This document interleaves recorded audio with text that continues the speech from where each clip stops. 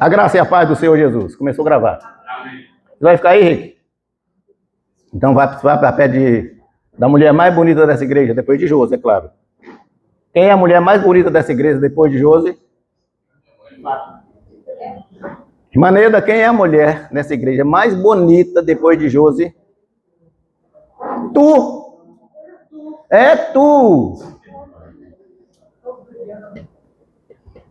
Gente, deixa eu começar falando para vocês uma coisa. Léo, prazer te ver aqui, viu, meu irmão? Simone, sente, já comecei, viu, Simone?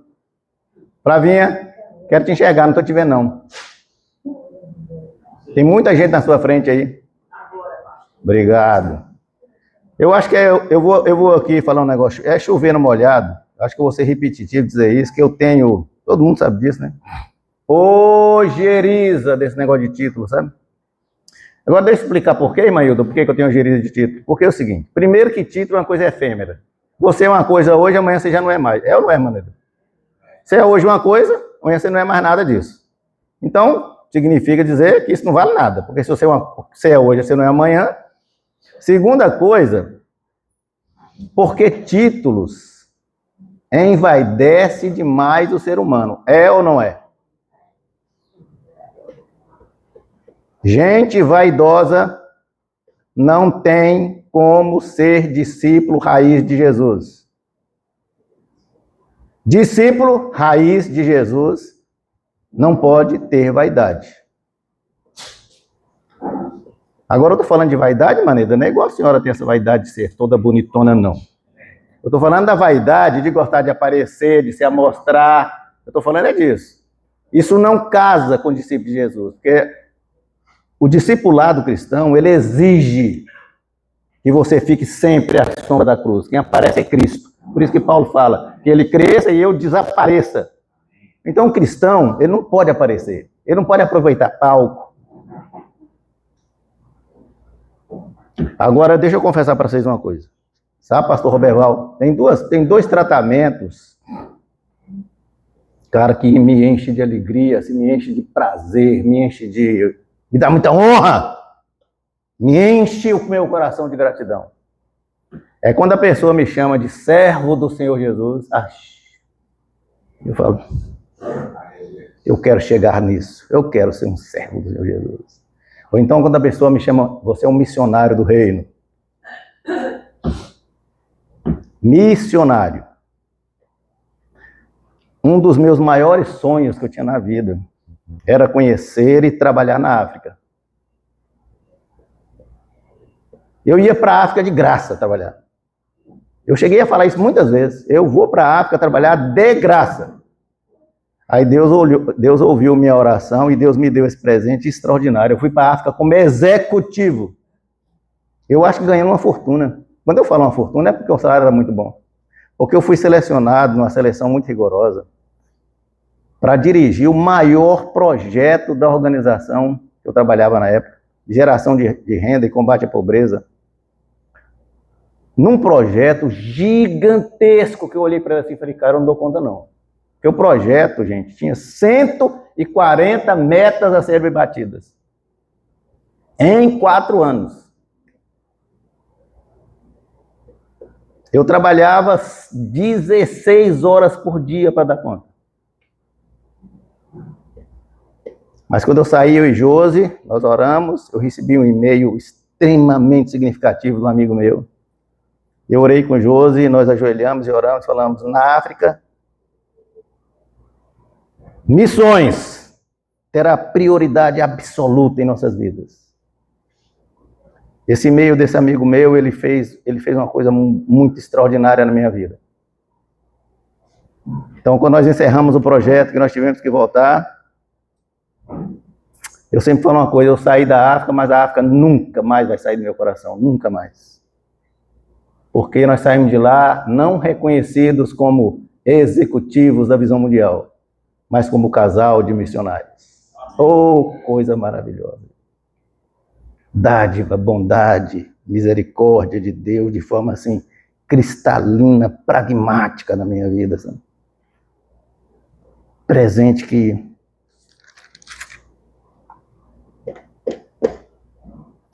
Hoje nós estamos falando muito de missões, né? O culto hoje está muito missionário. Quando a gente está na academia,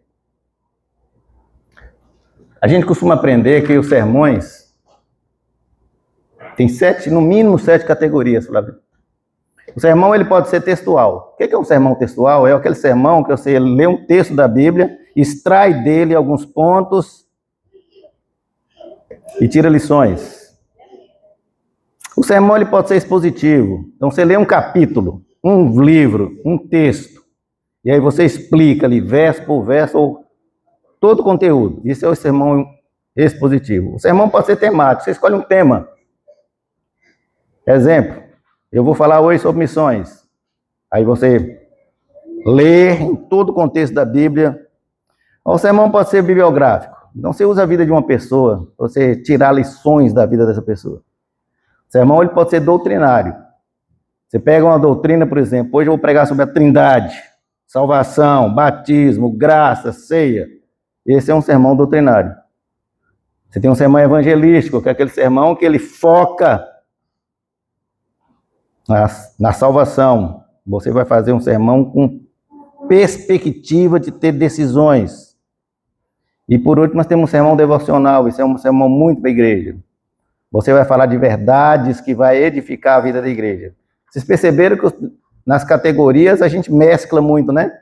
A gente passeia às vezes em vários tipos. Mas hoje eu quero focar num sermão missionário, num sermão bibliográfico. Eu quero falar de pessoas que fazem a diferença no mundo. Pessoas que exalam o bom perfume de Jesus. Essa fotografia é uma das fotografias que quando eu estava na África... Apaga aí também só um pouquinho, Zé. Só um minutinho.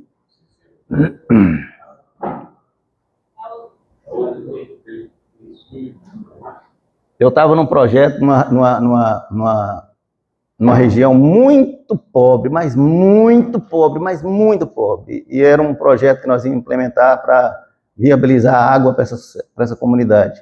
E estavam todas as crianças lá, assim, muito alvoroçadas, e essa criancinha sozinha lá atrás dessa cerca. Estou isolada. Eu fui lá conversar com ela. Ela não falava português.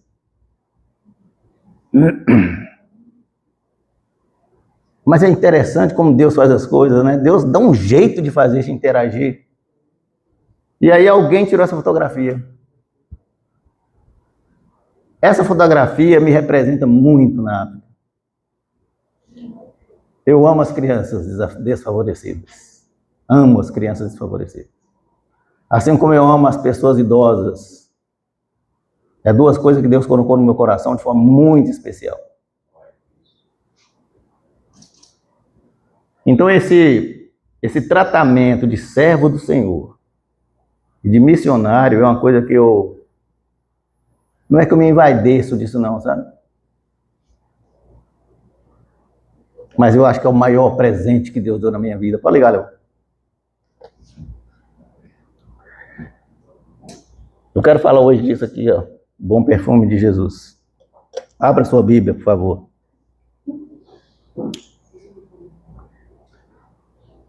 Onde Paulo escreveu aos Coríntios.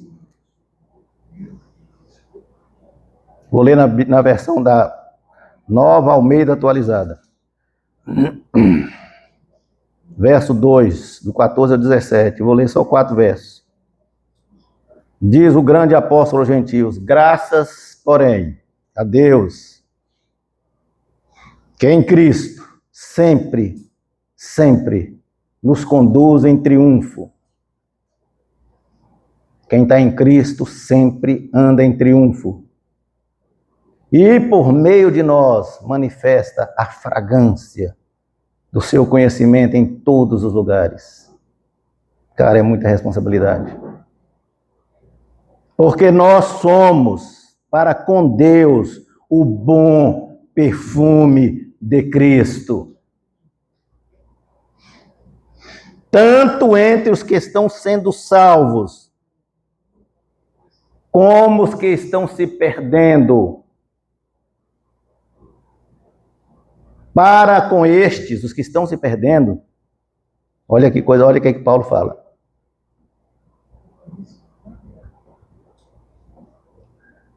aroma de vida, cheiro de morte para quem está se perdendo.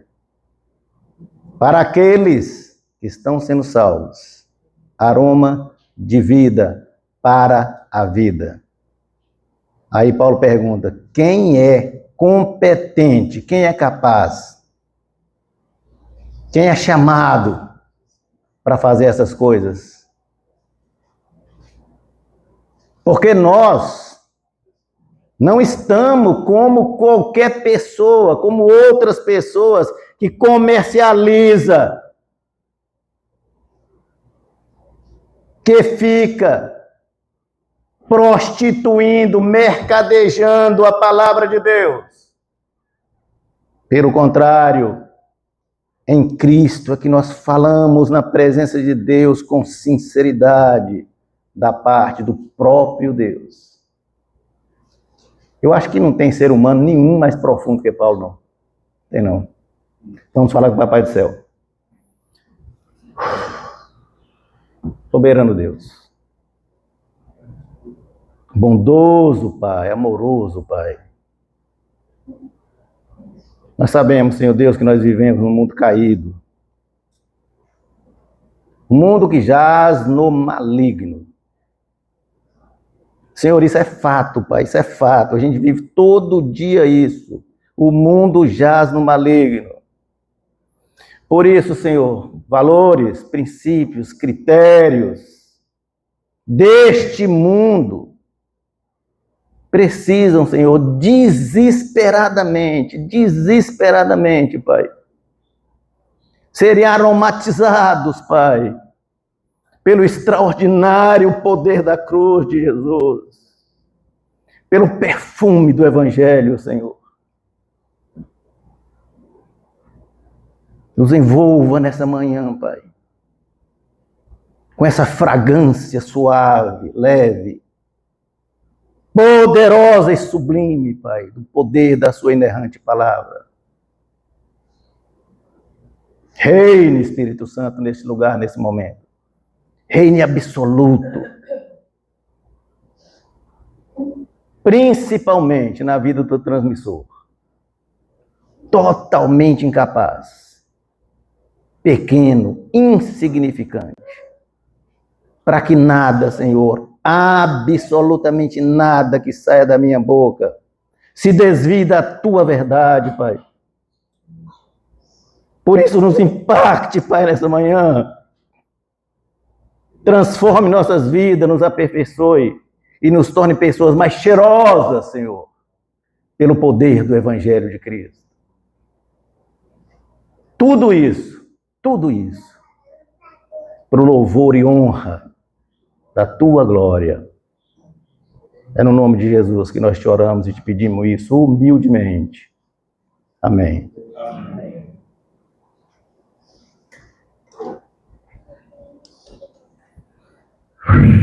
Deixa eu falar para vocês um pouco do contexto dessa leitura que nós acabamos de fazer.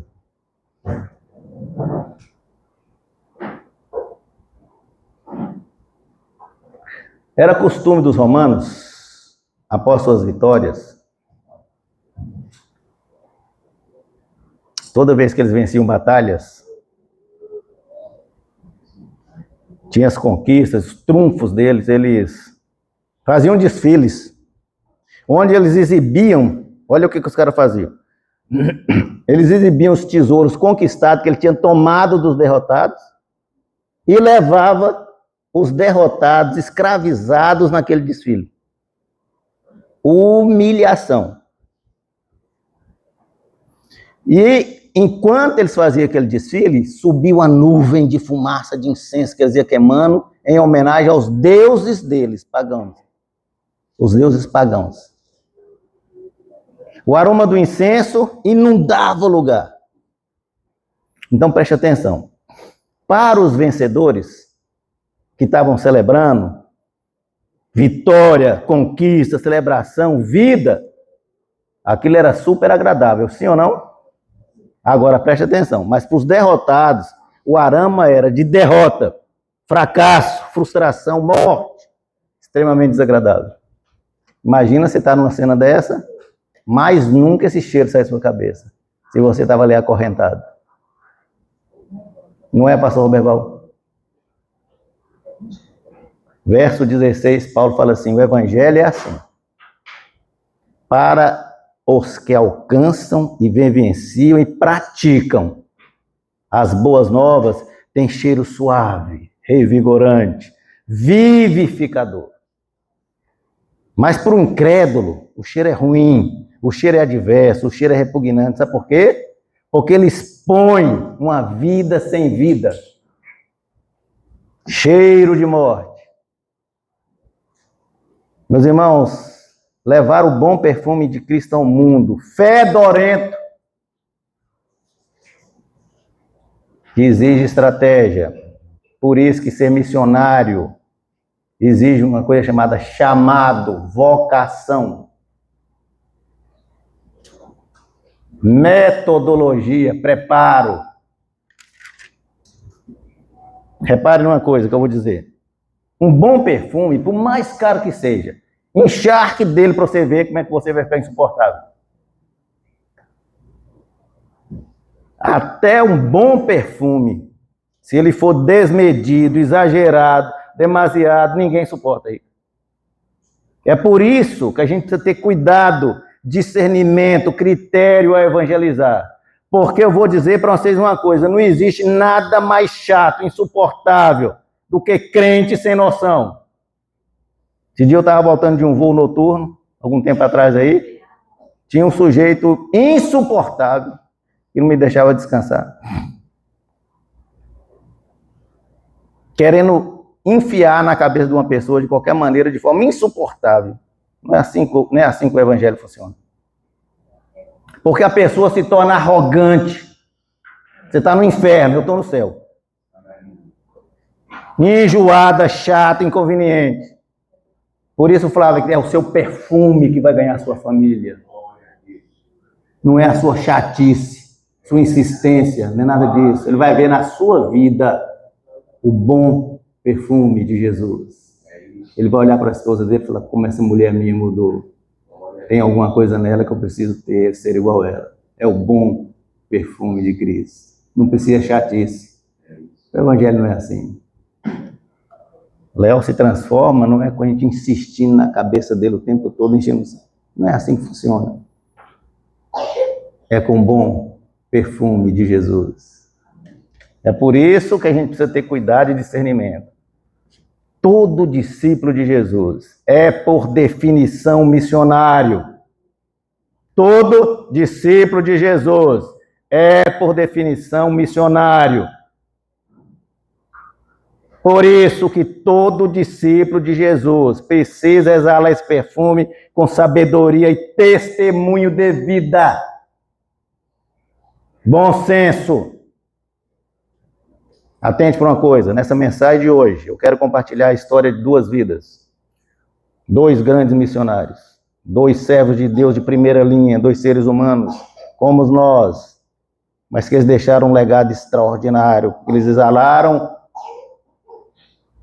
um aroma cheiroso de Jesus, saboroso. Presta atenção, meu irmão. São dois exemplos de duas pessoas que fizeram uma grande diferença no mundo, sabe? Pessoas inspirativas. Um deles eu sou fã demais. Essas duas pessoas hoje me ensinaram hoje a grandeza, a beleza da vida, serviço ao reino de Deus. Uma dessas pessoas é esse cara aqui.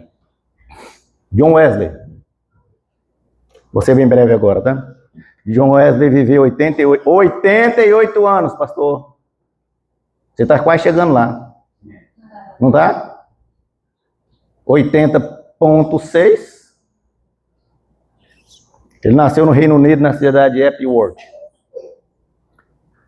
John Wesley era o 15º filho de uma família que tinha 19. Pense num casalzinho gostava de fazer filho. Mas naquela época a gente tem que dar um desconto, não tinha televisão. Em 1709, olha a história, em 1709, a casa deles pegou fogo, incendiou. Todo mundo que era adulto saiu correndo de casa, trazendo as crianças apressadas, para as crianças não morrer queimadas dentro de casa. Quando eles chegaram na rua, os pais notaram que ficou um para trás. Uma criança tinha ficado para trás. Pensaram em voltar. Não tinha mais condições, porque a casa já estava toda incendiada. Naquele desespero, a família só tinha uma alternativa: bater o joelho no chão e orar. De repente, o vizinho olha, tem um rostinho no segundo andar. Uma criança olhando no segundo andar. Ela subiu numa mala e apareceu só o rostinho dela lá na janela. Não tinha bombeiro, nem escada magia. Tinha? Então eles fizeram uma escada, subiram os homens, um no ombro do outro, até chegar na criança. Pegaram a criança, tiraram a criança. Quando eles desceram com a criança, o fogo tomou conta do resto. Essa criança salva milagrosamente chama-se John Wesley. Tinha 5 anos nessa data. A mãe deles, Susana, escreveu uma oração, está registrada nos livros dele, dizendo assim: Senhor, não... Mães, presta atenção. Senhor, não pouparei esforço na criação dessa criança. Presta atenção, Viegre. Que o Senhor salvou misericordiosamente. Prometo, Senhor, que lhe transmitirei fielmente ao seu coração os princípios de sua palavra. Por isso, Senhor, dá-me graça necessária para cumprir esse propósito de forma séria, sincera e sábia. Me abençoe, Pai, meus esforços para que ele resulte em grande êxito, em nome de Jesus. Naquele ano ainda, quando John Wesley tinha 5 anos, ele já começou a ser escalado para participar das devocionais da família. 5 aninhos. Hoje é contigo. Aos 11 anos ele já falava na escola, na hora do recreio. Aproveitava a hora do recreio, evangelho nos coleguinhas. Na universidade não foi diferente. Ele se transformou em professor de Oxford aos 25 anos. Olha a busca do cara. Para ele ter conhecimento bíblico, saber ler os originais, ele estudou e aprendeu a falar e ler grego, hebraico, latim e ainda francês, além do inglês que era dele. Em 1735, ele aceitou o desafio de se tornar missionário nos Estados Unidos, na Geórgia. Meus irmãos, quando John Wesley pregava, os salões de festa esvaziavam. Todo mundo saía do salão de festa e ia para a igreja. Aí aconteceu uma coisa com John Wesley. Esse enorme sucesso dele nunca subiu a cabeça dele. Porque tem gente que é assim. Começou a juntar meia dúzia na frente do microfone dele, ele já se acha. É ou não é? Não, ele não. E aí ele, no auge do sucesso, ele resolveu voltar para os Estados Unidos. Sabe por quê? Porque ele achava que não tinha ainda tido uma experiência pessoal com Deus. Não estou preparado. Em 1738, aí sim ele teve um encontro pessoal, significativo e profundo com Jesus. Ele dizia assim: nesse dia meu coração se inundou do Evangelho, estranhamente. Por causa disso, dessa dedicação que ele tinha, ele foi taxado de fanático. Ele foi taxado de falso profeta. Por isso ele foi proibido de pregar nas igrejas da Inglaterra e do Reino Unido. Então ele pregava no ar livre. Andou milhares e milhares de quilômetros para pregar. Ele dizia o seguinte: o mundo é a minha paróquia. Durante 54 anos, John Wesley pregou sem parar. 780 sermões profundos. Não é sermão meia boca, não. Igual Moisés faz, não. Sermão profundo. Média de 65 sermões por mês. Mais de 2 por dia. Significa dizer que durante essa vida dele de pregador, ele pregou 42.120 sermões. Escreveu 230 livros. Compôs 54 hinos em parceria com o irmão dele, chamado Carlos Wesley. Fez um hino maravilhoso do cantor cristão, o hino 101. Cristo já ressuscitou, aleluia, sobre a morte triunfou. Tudo consumado está. Aleluia. Salvação de graça dá. Aleluia. Aos 70 anos, olha, pastor Roberval, aos 70 anos, ele pregou ar livre para 30.000 pessoas. Aos 86 anos, ele fez uma viagem missionária na Irlanda.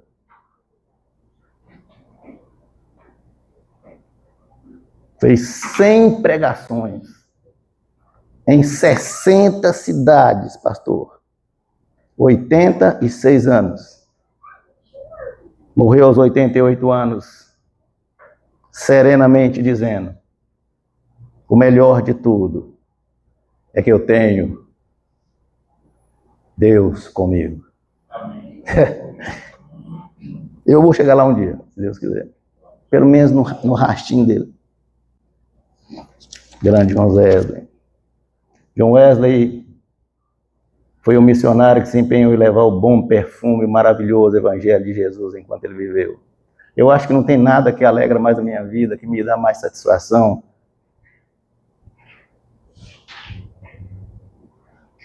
do que saber que eu fui alcançado pela graça do evangelho. Acho que não tem nada mais precioso para mim na minha vida. E tem mais uma coisa, eu sou terrivelmente radical. Quem é pequeno no evangelho. O cara gerou uma fortuna com a publicação dos livros dele, centenas de livros. E ele dedicou toda a fortuna dele, todo o patrimônio dele para a obra de Deus. Alguns autores falam que quando ele morreu, ele tinha uma chaleira, colheres e um casaco para cobrir o frio. É ou não é muito diferente dos que se dizem hoje grandes pregadores do evangelho que andam só de avião a jato particular? Mas, presta atenção, John Wesley teve 4 fundamentos na vida, vamos aprender isso. Se a gente aprender isso aqui hoje, está de bom tamanho. Para a vida cristã, para ser um missionário, para ser servo de Deus, nós precisamos de 4 fundamentos fundamentais na nossa vida. Oração, joelho no chão, meditação na palavra de Deus, dedicação ao reino de Deus. Meu irmão, não fale que você é cristão se você não dedica ao reino de Deus. Se você só tem tempo para você, se você só tem tempo para a sua família, para o seu, você só olha para o seu umbigo. Primeiro resolvo meus problemas. Se der tempo, eu olho para os outros. Você não tem nada de crente, nem de cristão. 4, profundo amor pela mensagem da cruz.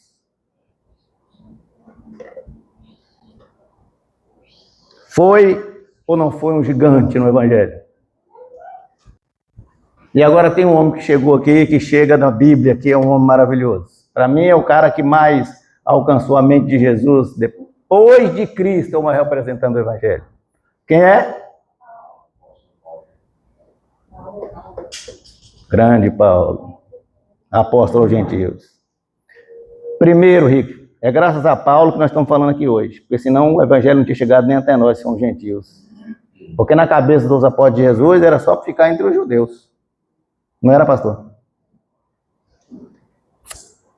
E é interessante que eu fico olhando hoje Que ano que nós estamos? 2026. Ainda tem tanto pastor subindo no púlpito falando besteira sobre Paulo. Bom, se bem que eu não posso falar muito não, porque eu estudei Paulo academicamente, né? Mas até hoje tem gente falando que Paulo, primeira besteira que as pessoas falam, que Paulo se converteu e mudou de nome. Não existe isso. Paulo nunca mudou de nome. Ele sempre teve 2 nomes. Saulo é o nome dele em grego, derivado do hebraico, Saul. Segundo nome dele, Paulo, do latim, Paulus, idioma do Império Romano.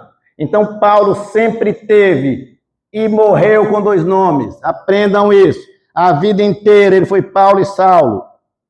Paulo nasceu em Tarso, na Sicília. Hoje é Turquia, se não me engano, é isso mesmo. Judeu puro sangue, da tribo de Benjamim. Está lá em Hebreu, está lá em Filipenses. Ele fala, sou hebreu dos hebreus. Foi educado pelo rabino dos rabinos, Gamaliel. Era fariseu militante, não era um fariseu qualquer não. Era igual os petistas radicais de hoje. Militante, fanático. Tinha uma cultura invejável. Paulo sabia tudo da cultura judaica, sabia tudo da cultura romana, sabia tudo da cultura grega. Ele discutia com os filósofos gregos igual para igual. Poliglota.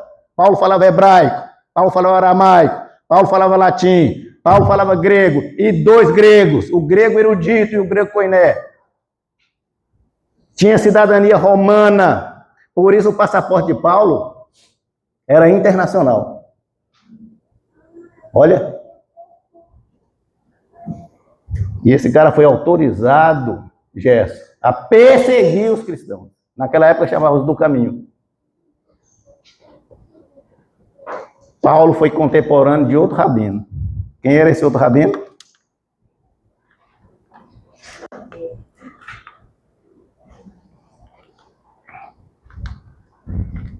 Um rabino sem título. Quem era esse rabino sem título? Totalmente sem credencial. Quem era esse rabino? Totalmente sem credencial, sem título. De origem humilde, nasceu numa vila insignificante chamada Nazaré. Quem era esse rabino? Na cidade que ele nasceu, tinha no máximo 500 habitantes. Enquanto o poder, 50 mil habitantes. Quer dizer que Nazaré tinha 1% da população de Jerusalém. Era uma vilinha com algumas casas. Aí sai de lá um rabino. Esse rabino era da tribo de Judá.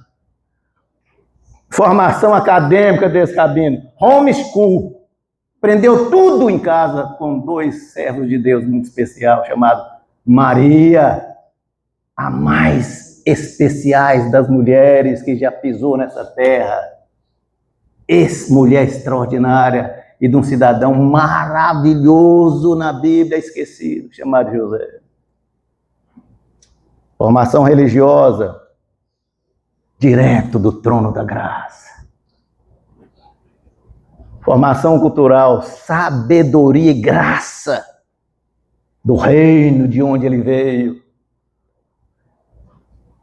Formação profissional, carpinteiro. Esse rabino foi duramente perseguido pelos religiosos da época, inclusive por Paulo. Foi morto injustamente. Quer dizer que injustiça toda a vida existiu no mundo, está percebendo, Manedo? Igual nós temos no Brasil hoje, tanta gente presa injustamente com tornozeleira eletrônica, senhorinhas que estavam um belo dia, despretensiosamente no lugar errado, com a Bíblia debaixo do braço. Pensou, Manedo? Um dia, esse religioso fanático, Paulo, experimentou a epifania na estrada de Damasco, num sol escaldante do dia. Ele é derrubado por uma luz mais forte que a do sol. E essa luz, dentro dessa luz, sai uma pergunta para ele: Saulo, Saulo, por que me persegues? Aí ele olhou assim, Atordoado. Eu estou perseguindo os caras do caminho. Não sei o que você está falando. Eu estou perseguindo os caras do caminho. E ele respondeu: quando você persegue eles, é a mim que você está perseguindo. Eu sou Jesus, o Rabino de Nazaré. Meus irmãos, isso é muito sério. Qualquer pessoa que persegue um crente, persegue Jesus. Conversão imediata. Seguido de 3 anos de imersão no deserto da Arábia para ele aprender. Tempo suficiente para ele abandonar o carrancismo da religiosidade. Você já tinha escutado essa palavra, Zé? O carrancismo? Meu pai gostava muito dela. Carrancismo, aquela coisa que entranha na gente, que é dureza de sair. Tem atrasado, né, Pablo? Para ele entender a identidade do Messias. 3 anos. Da Arábia ele volta para Damasco. Olha onde o cara voltou. Damasco, o lugar que ele onde ia, caiu do cavalo. Deixa eu falar para vocês outra coisa. Não tem esse negócio de falar que Paulo caiu do cavalo também, não. Isso é outra utopia, viu? Ninguém sabe disso, não. De Damasco, ele volta para o centro do poder, Jerusalém. Aí ele estava se achando, né? Eu sou Paulo, poliglota. O cara destruído. O cara. Aí agora eu vou me juntar àqueles caras lá que são pescadores, homens rudes. Eu lhes garanto que Paulo foi pensando assim. Sabe por que eu sei disso? Porque presta atenção na história. Eu sou mais competente, eu tenho muito mais capacidade de difundir o evangelho de Jesus. Olha a diferença que eu tenho para aqueles caras. Um Pedro da vida, um João, André. Os caras nem o primário não fizeram, eu sou o cara. Aí ele sente uma coisa para Deus preparar ele, 3 rejeições, sabe, Simone? Primeiro, os antigos aliados dele queriam ainda pegar ele de qualquer forma. Ele não tinha traído os caras? Percebe? Os do caminho tinham a obrigação de acreditar nele. A transforma desse jeito. E por último, ele tem a rejeição de Deus. Baixe sua bola, sujeito. Você vai ser um servo meu, mas você está sujeito à minha direção. Você não é quem você imagina que é, não, cara. Baixe sua bola. É por isso que Deus faz muita gente baixar a bola. Porque o cara começa a se mesmar. Eu sou isso, eu sou aquilo, eu tenho um título tal, baixe sua bola. Aí vem uma coisa que o cara começa a falar, desgrilo, eu não sou nada. Olha como é que eu estou. Servos de Deus. Servos de Deus. Resultado, 7 anos de molho em Tarso. Esquecido. Aí Barnabé lembrou dele porque a igreja de Antioquia estava bombando. Barnabé precisando de um auxiliar. Lembrou de Saulo. O cara está lá esquecido, lá ele está sozinho. Foi lá, buscou Paulo.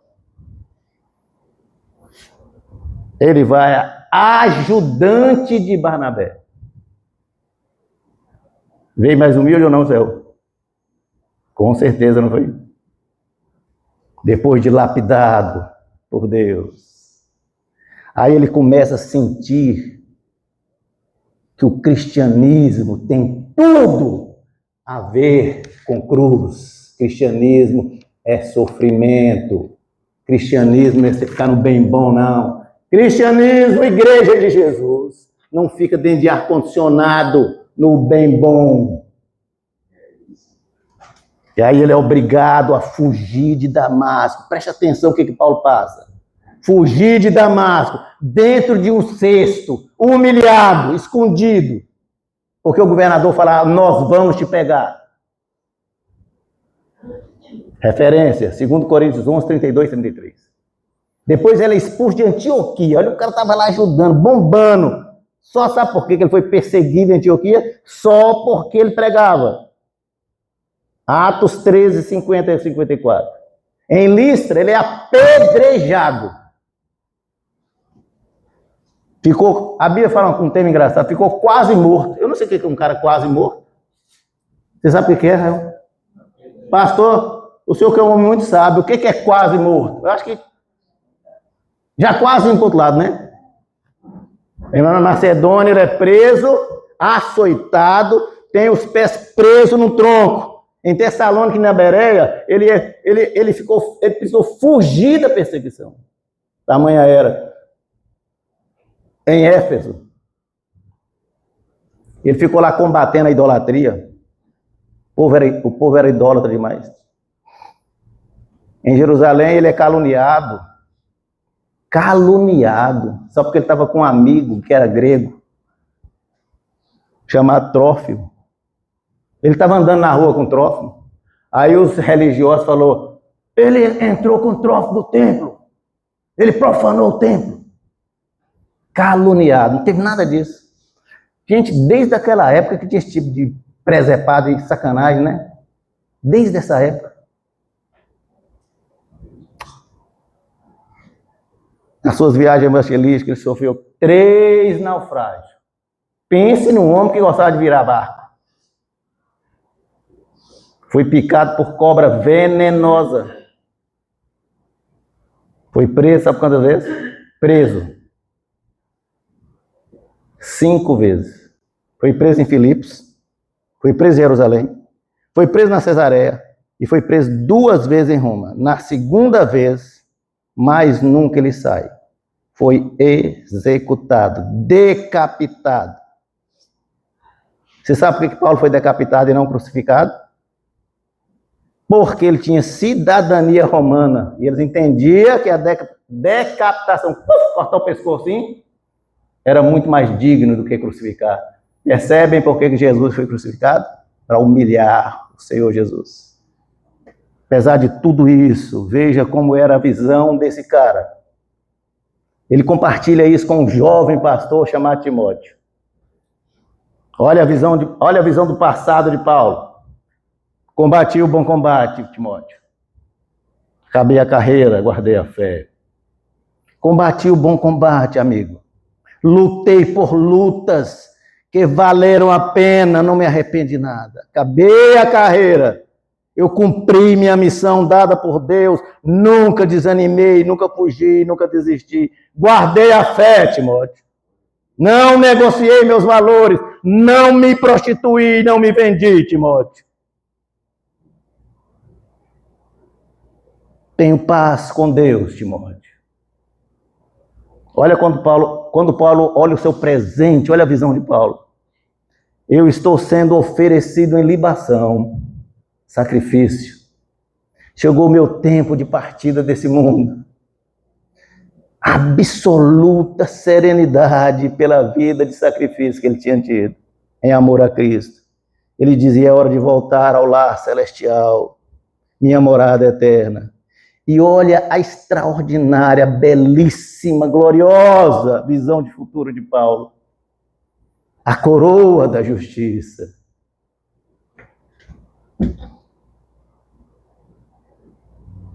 Pastor Roberval, olha que coisa linda. A coroa da justiça já me está reservada, o meu Senhor, justo juiz, me garantiu isso. Me garantiu isso. Eu sou justificado pelo justo juízo. Eu tenho certeza que eu terei a eternidade na glória com Ele. É ou não é um homem admirável? Nesse nível de sofrimento, gente? Foi assim com o abnegado missionário do Senhor Jesus.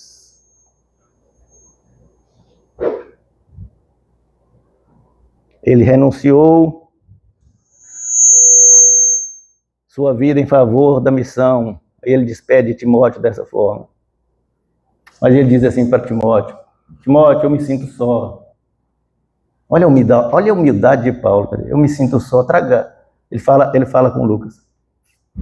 Só Lucas não me abandonou. Só Lucas não me abandonou. Então, Timóteo, venha depressa, traga João Marcos. João Marcos é um menino que começou as primeiras viagens com ele. Traga João Marcos, eu preciso me reconciliar com ele. Olha a humildade do cara. Timóteo, traga minha capa, cara. Aqui nessa prisão está muito frio. Eu sou um velho. Sinto frio. Estou preso, sem luz, sem calor, Timóteo. Timóteo, traga meus livros, traga meus pergaminhos. Tenha no último momento o desejo de conhecimento, de escrever até o fim. E ele aconselha Timóteo, tenha cuidado, cara, tenha cuidado. Com gente traiçoeira, gente fingida.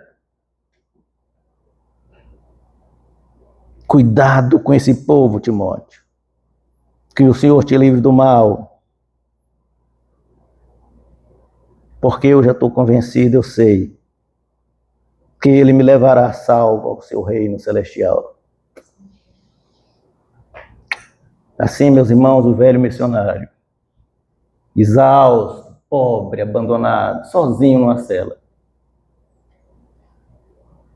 acolhido por Deus, recebe uma notícia do carcereiro. Paulo, chegou sua sentença de execução, Paulo. Eu me impressiono com isso. Não deu tempo de Timóteo chegar lá com os mimos. Toda semana, quando eu estou no La Batista, o diretor Osiel, ele fala, pastor, não esqueça dos seus mimos. Essa semana não teve nada de doação, mas só leva umas goiabas. Essa semana o Osiel não estava, aí Lutz colocou no meu cooler uns maracujás, umas goiabas. Para Paulo não deu tempo de chegar aos mimos. Paulo se levanta, pernas cansadas, pés pesados, passos lentos. Ele segue o carcereiro pelo corredor da prisão, até o local da execução. No local, o carcereiro fala com ele, é aqui, Paulo, é aqui. Você tem alguma coisa a dizer? A Bíblia não registra. Mas eu vou fazer aqui minha inferência. Eu suponho que ele disse um dos meus preferidos versículos da Bíblia, e que Josi tem a obrigação de colocar no meu túmulo. Nada, absolutamente nada, me separa do amor de Deus, que está em Cristo Jesus, meu Senhor e Salvador. Romanos 8:39. A Ele, somente a Ele, a glória, a honra, o poder pelos séculos dos séculos. A espada do sistema desce, paf! Silencia a voz do missionário aos gentios. Mas seu legado, sua obra, sua missão ecoa firme e vai continuar ecoando firme enquanto existir humanidade convertendo pessoas. Mais de 2000 anos depois, a obra de Paulo, inspirada pelo Espírito Santo, continua transformando vidas. Oh, coisa maravilhosa. Bom, eu preciso concluir, que já são 12:10. Sim. Sabe, gente, não foi só Paulo, não foi só John Wesley, instrumento de Deus para pregar o Evangelho da Graça. Ao longo de toda a história da humanidade, houve gente famosa fazendo isso. Milhares, milhões de missionários. Mas também tem milhões de missionários desconhecidos, como, por exemplo, o pastor Roberval. Desconhecidos da grande maioria da população brasileira, mas extremamente relevante no coração de Deus. Importantes. Ser missionário, meu irmão, é dever, obrigação, tarefa, missão de todo mundo que se diz cristão genuíno. Então, num pequeno e maravilhoso evangelho da graça de Jesus, se dizendo cristão e sendo descomprometido com missões, não fale. Se você não tem nenhum compromisso com missões, não diga que você é cristão, porque você não é. Porque todo cristão tem compromisso com missões. Missões não é ir na África. Missões não é ir na Índia, na China, no interior de Pernambuco. Não é isso que é missões. Missões é obedecer o ide.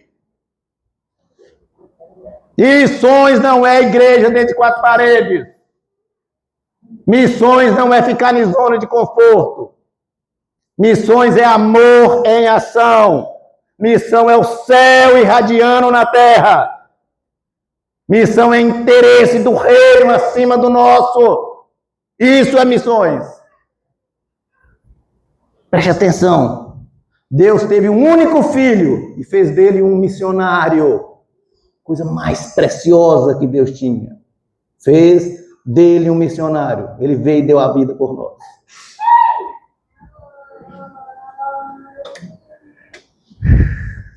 É esse o nosso referencial. E ele deixou 3 lições para a gente. Quer ser discípulo de verdade de Jesus? Não discípulo nominal. Isso está cheio no mundo. Está cheio. E Deus está de... Deixa eu escolher bem as palavras. Não vou falar não. Deus tem ojeriza de crente nominal. Ojeriza. Porque esses crentes nominais, ele atrapalham o evangelho, porque eles escandalizam o evangelho, são pedra de tropeço.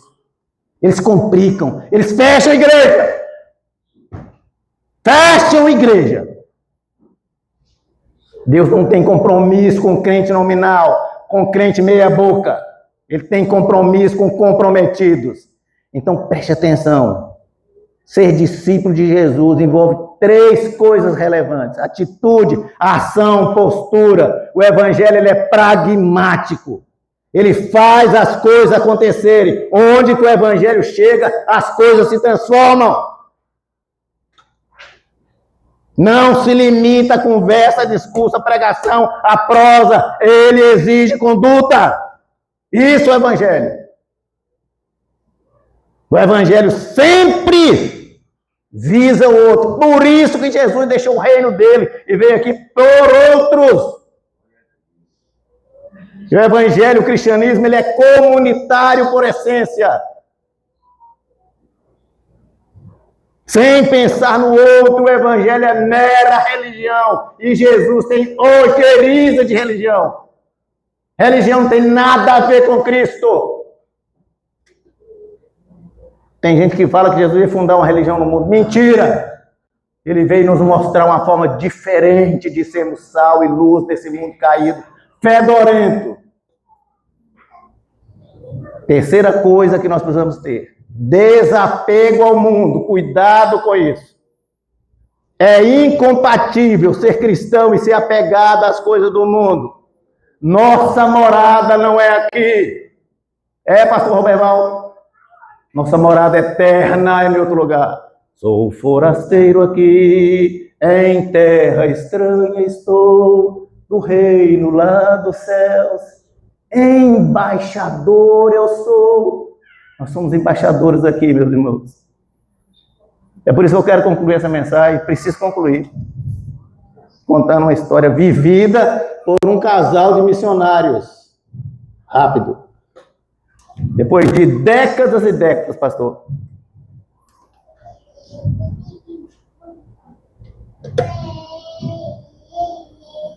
Diversos campos missionários. O casal se aposenta e volta para casa. Eles fizeram essa última viagem de navio. Dias e dias de navegação.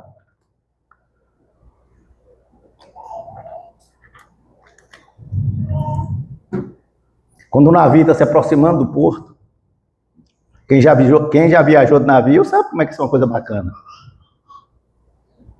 A gente olha assim para ele, tá continente chegando, terra firme chegando, coisa linda. Eles observaram, tinha uma multidão. Obrigado, Léo, querido. Eu também. Eles observaram, tinha uma multidão de gente no porto. Bandeirolas, banda de fanfarra, fogos de artifício. Pá, pá, pá, pá. O navio foi aproximando debaixo daquela coisa maravilhosa. Eles olharam assim, ficaram todos felizes. Honraria da recepção. Eles viajavam na 3ª classe.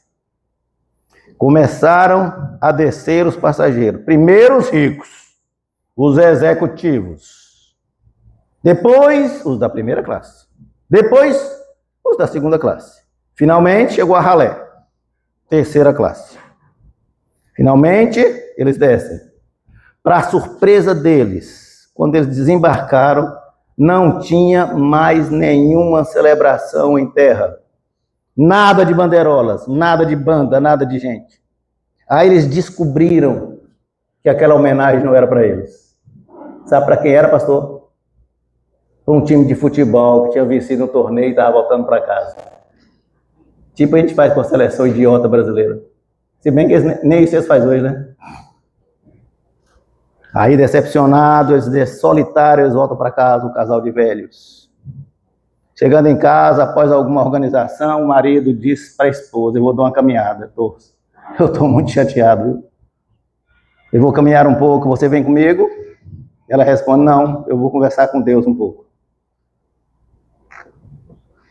Ele olha para ela e ironiza. Então se aproveite e fala para ele: por que tamanha desconsideração com a gente? Por que tamanha indiferença depois de tantos e tantos anos dedicados ao seu serviço? Ele sai para caminhar. Ela fica em casa arrumando algumas coisas, conversando com Deus. Ele volta, ela ainda está na pia lavando vasilhas, escutando hinos. Ele dirige a ela e pergunta: você falou com Deus? Ela responde serenamente: sim, falei com Deus. Falei com Deus. E ele pergunta: o que ele disse para você? E ela responde: ele me diz que ainda não chegamos no nosso lar. Nosso lar não é aqui. Nosso lar é o lar celestial. Discípulos verdadeiros, genuínos, autênticos de Jesus são missionários por essência, servem por gratidão, comprometimento, desapegado de vaidade. Isso é ser missionário. Estão no mundo de passagem, cumprindo um propósito único de serem agentes da graça de Deus. Porque estes, sim, exalam o bom perfume de Cristo. Que Ele nos abençoe. Amém.